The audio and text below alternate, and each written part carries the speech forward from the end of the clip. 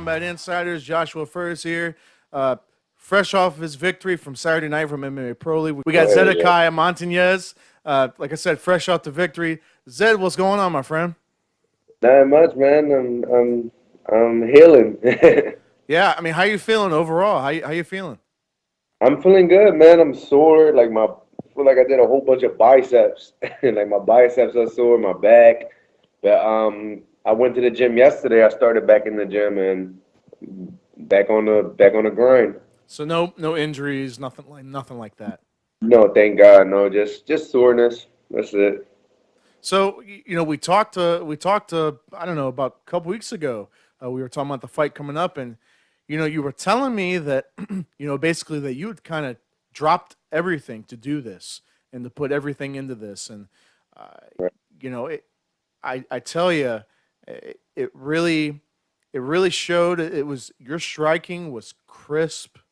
It was just everything was. It just seemed like everything was kind of connecting. Everything just seemed real smooth, man. I guess talk about the difference it's made, being able to kind of dedicate to your training, more than you have in the past. It's made a big difference, man. It's made a big difference. Like with my weight, especially. Like I'm always at a low weight because I'm always training and I'm feeling stronger. Uh, my striking is feeling, like better. I'm getting comfortable. I'm getting comfortable with myself, and I'm believing more in myself because I'm dedicating more of my time into myself. So it's playing along well, and I'm glad I'm in the position I'm in, and I'm glad everything's working out for me. It's funny you said. It's funny you just said that, comfortable and confidence, because those are the two biggest things that really came off. That you just seem, like you said, you just seem real comfortable and they're real confident with everything you were doing. What was the game plan going into the fight, and how much of that game plan was implemented during the fight? Well, like I always say, it wasn't really a game plan. It was more, just flow to fill him out the first round. Um, I wanted to. I was a little hesitant of striking in the beginning because I wanted to just fill him out, feel the range, feel the distance. I wanted to feel his strength. I wanted to feel like when he actually shoots, how strong does he feel? So it was more like trying to fill him out in the first round. But yeah, I So, mean, so yeah, like it seemed like, yeah, like you said, like the first round was kind of it was a bit of back and forth in the first round. Um, Second round, you seem quite dominant in the second round with your striking, and of course, let's talk about the elephant in the room. With the third round, there was that knee, right? So I guess walk us through, because I've seen the tape, and I don't think anybody that saw it, it was clear that it wasn't intentional. It was clear, because even you were kind of like, oh shit, you kind of was like, oh, oh shit, what did I do, kind of thing. And I don't think anybody thinks that it was a dirty move or nothing like that. Yeah, one of the commentators clearly did. I didn't see the fight, but I seen my dad sent me a little clip of when that happened, and he was like, it was intentional. I'm like, this guy clearly never fought before. All right, let me walk you through it. Like in yeah, the first round, Pagano clearly was dominant. He took me down a few times. I popped up. I didn't really get to watch the full fight. I really want to watch it, but yeah, as a fighter, when you in there, you kind of get like scattered memory, like little scattered memory. So I knew he took sure. me down. I knew he took me down multiple times in the first round, at least like three to two times. And for some reason, I thought he took me down on the second round. I thought I was down the cards. So when it got to the third round, it was like all or nothing for me. I was like, I have to come out gun blazing, man. I can't take this fucking show money home, man. Like I have to come out and go. So when you in there, man, I'm telling you, your mind runs. You think about everything, and your mind runs, man. And Sure. once I clicked them and I heard them, it was like excitement. Like I was like, oh shit, I gotta finish them now because I Yeah. really thought I was hard. So it was just more. It was just more like the heat of the moment, and I knew he was down and he was getting up, slowly getting up. So I tried to time it on time. That was my thing. I was trying to time it. As soon as he get up, throw the knee. And I hit him and I didn't even know. Like I didn't even notice his knee was still down. As you see, I went to go try to ground and pound. And when the referee kind of snapped me out of it, I'm like, oh shit, oh no. Like Yeah. fair play to Mike, man. He's just like me. I'm a prideful guy. I will for something I love, I will die for it. And he could have easily said, "Fuck that," play it safe and take the DQ. But he's a tough dude, and that's what separates the real fighters from the fake, man. He stood in there, and and he kept on going. And I would have done the same thing. So I appreciate him for that, man. He's a tough dude. Yeah, no, 100%. Mike is tough as nails, man, and I think you're spot on with that analysis of that. I think Mike probably got the better of the first round. I think you came back strong in the second round, and then I think you were real strong in the third round. And now, I guess with the knee, we were kind of talking amongst just the people in media and some of the different people we were talking to. I I guess we were just trying to figure out because I'm not an expert, man. I don't know because I know some of the states differ, their rules differ from state to state with some of the different stuff. And we were trying to figure out because I honestly thought, and like I said, I know it wasn't intentional. I honestly thought that I thought like a knee, on a grounded opponent. I thought it was an instant DQ.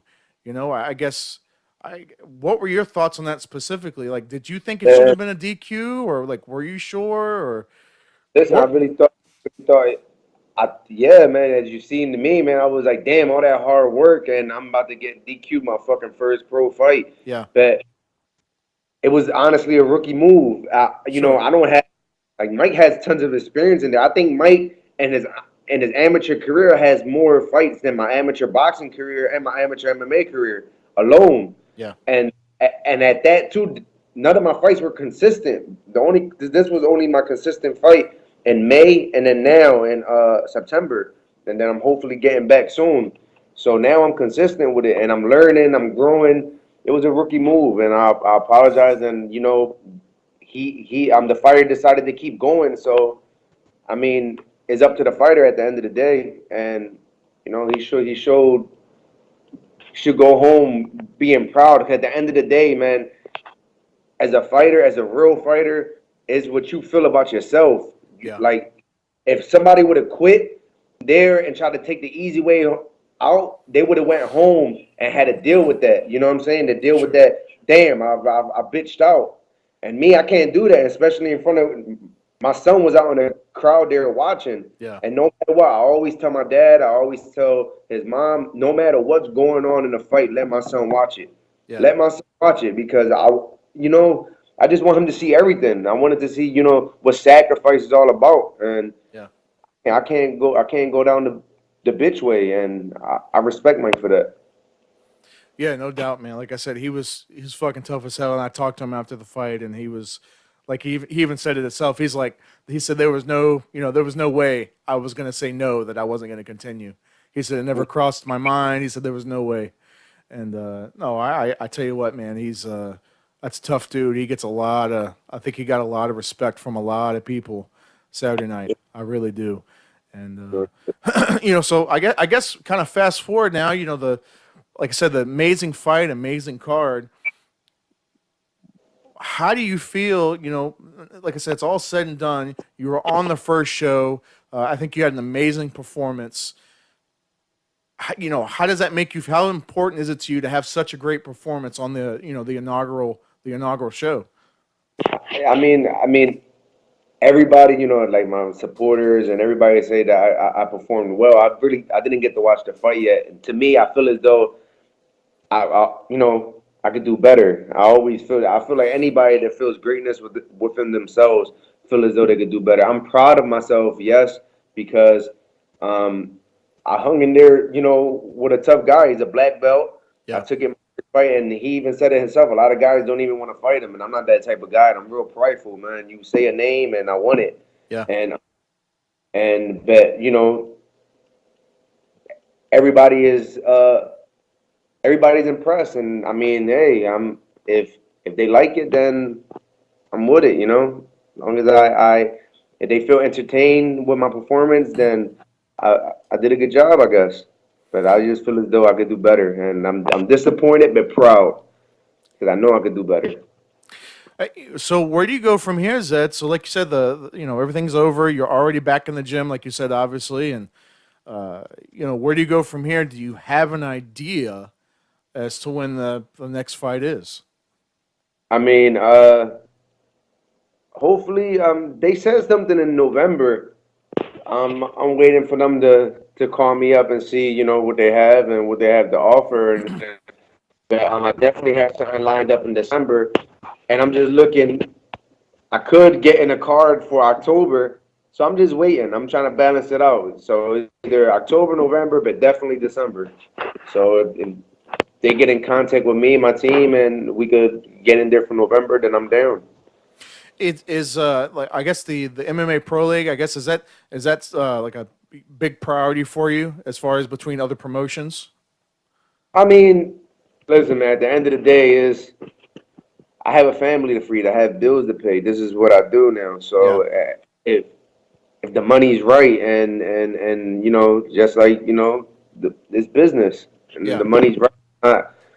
I'm not a guy to try to ask for much or be greedy, but at the end of the day, man, we sacrifice our lives in there, yeah. for our family, and I don't want to go out there and fight for no pennies, man. you know. Understood, man. Understood. So, one other thing we wanted to ask you, and me and Nick kind of had the same idea about this. So, when I was talking to you right after the weigh-ins, okay, I don't know if you remember this. I was talking to you right after the weigh-ins. We both thought that you seemed kind of, I don't really know how to say it. You seem kind of out there. And I guess now that it's over, I'm assuming you're just kind of like in your zone kind of thing. Is that kind of what that was? Yeah, man, I was just ready to fucking fight, man. I'm Yeah. like, like when all the media you start talking and then doing too much stuff, and then the smell of the cigarette. I hate the smell of cigarettes, Yeah. and smelling that all day, man. I just was fed up with it. I wanted to hurry up and just go upstairs and relax. Yeah. And I mean, when it gets closer and closer to the fight, especially like the next day, it's just like it's time to fight. I want to fight. Like even in the weigh-ins, everything was cool. With me and Pagano, we had a little chat. We shook each other's hand. Yeah. Then the day of the fight, it's just like sometimes I just want to be by myself. I don't want to encounter that, you know, with him like that. So even my dad, early in the morning, the day of the fight, my dad called me. We ended up weighing in. So we had to weigh in a second time. And my dad called me and was like, yeah, I seen an interview with him. He's a real cool guy, this and that. He's a family man too. I'm like telling my dad, like, bro, why are you telling me this? You're about to fight tonight. Like, like, Right. come on. Like, I know he's cool, but it's like, once the fight gets closer, man, it's just like, you feel tense, man. You feel Yeah. tense. Yeah.